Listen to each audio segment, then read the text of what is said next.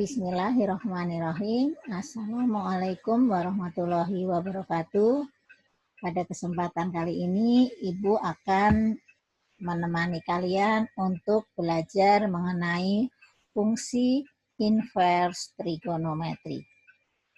Kita mulai. Kita mengenal fungsi-fungsi trigonometri. Salah satunya adalah fungsi sinus X.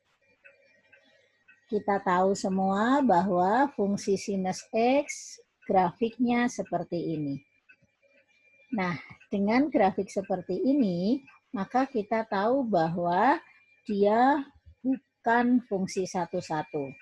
Kita bisa tunjukkan dengan uji garis horizontal. Kita tarik sebuah garis horizontal, katakanlah ini garis horizontalnya.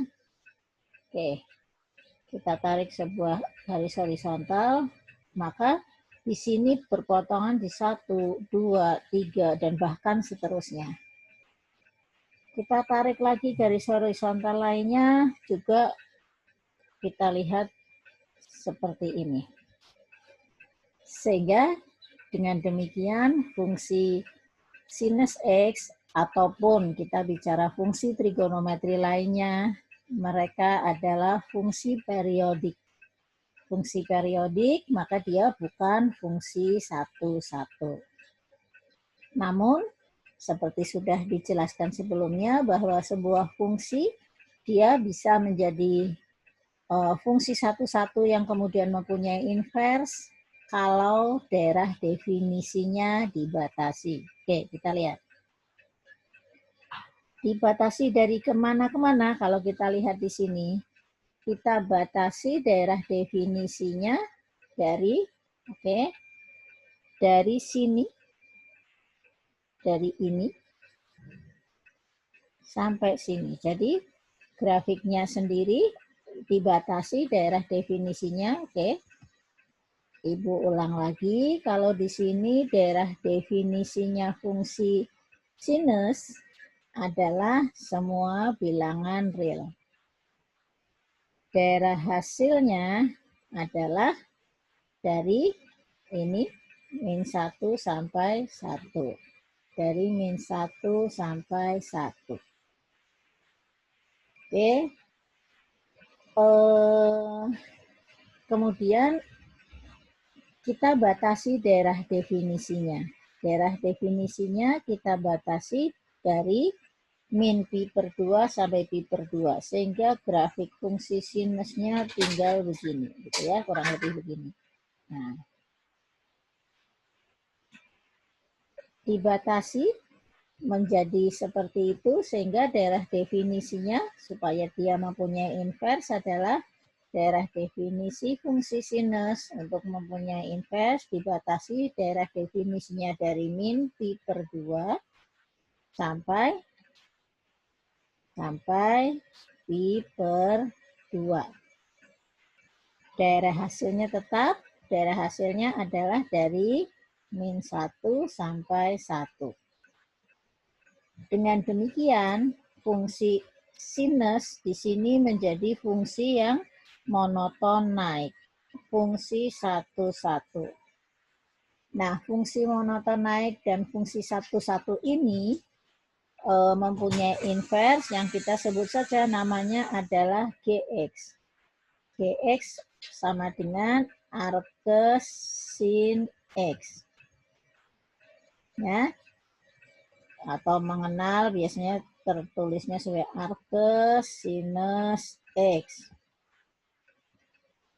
Gx yang arcus sinus X ini adalah merupakan fungsi inverse dari fx sama dengan sin X. Sehingga dari sini daerah definisinya adalah daerah definisinya G min 1 sampai 1 dan daerah hasilnya adalah min pi per 2, ini G ya, min pi per 2 sampai pi per 2. Oke, Sampai sini bisa dipahami ya, kenapa daerah definisinya harus kita batasi, supaya fungsi tersebut menjadi fungsi satu-satu. Oke, kita lanjutkan.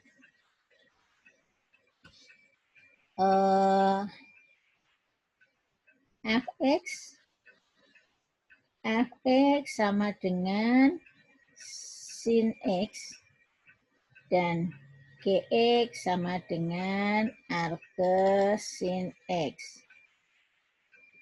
Ya, dua buah fungsi ini saling invers. Kalau saling invers berarti sin dari arcus sin X ini sama dengan X.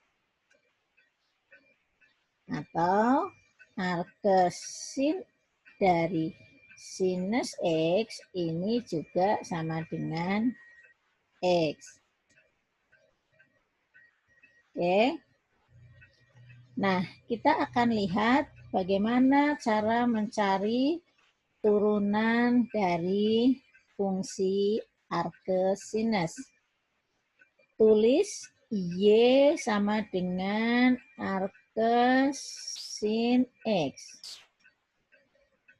Dari sini kita dapatkan bahwa X sama dengan sin Y. Ya. Mendapatkan ini bagaimana? Ruas kiri ditaruh sin, jadi sin Y, ruas kanan sin dari arcus sin X adalah X. Oke. Ruas kiri kita turunkan terhadap X, ruas kanan kita turunkan terhadap X adalah cos Y dy dx. Dari sini kita peroleh bahwa dy per dx sama dengan 1 per cos Y. Bisa dipahami ya? Kemudian kita lihat. Dari sini, kalau kita membuat segitiga, seperti ini, ya.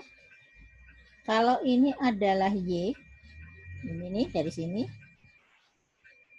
maka di sini berarti adalah X, di sini adalah 1. Kan? Sin Y sama dengan X per 1. X per 1. Maka di sini adalah sama dengan 1 min X kuadrat. Sehingga didapatkan cos Y adalah akar 1 min X kuadrat per 1 gitu ya. Sehingga kita peroleh dy per dx sama dengan 1 per akar 1 min X kuadrat. Tentu kita masih ingat daerah definisinya tadi. Oke, jadi bisa dituliskan bahwa turunan pertama dari arcus sin X sama dengan 1 per akar 1 min X kuadrat.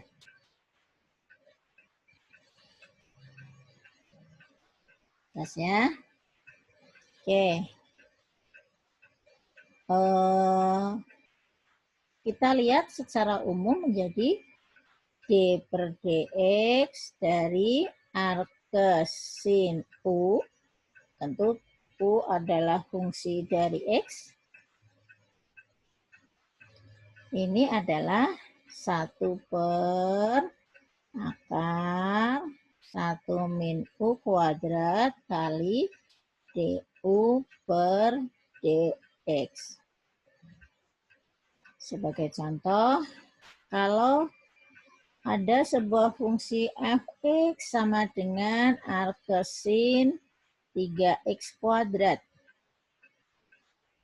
maka turunan pertamanya sama dengan 1/akar 1 min 9x pangkat 4 kali berapa nih? Kali 6x. Turunannya dari 3x kuadrat. Sampai sini jelas?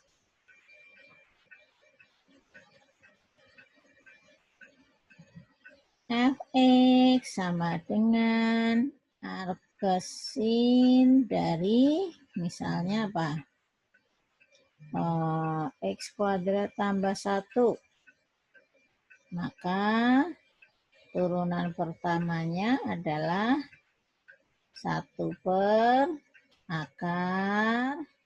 1 min x kuadrat tambah 1 kuadrat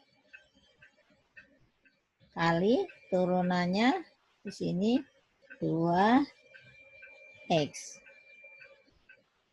Jelas ya? Oke. Kalau kita kembali ke sini. Ya, tulis lagi di sini. D per dx dari arcsin x adalah sama dengan apa tadi?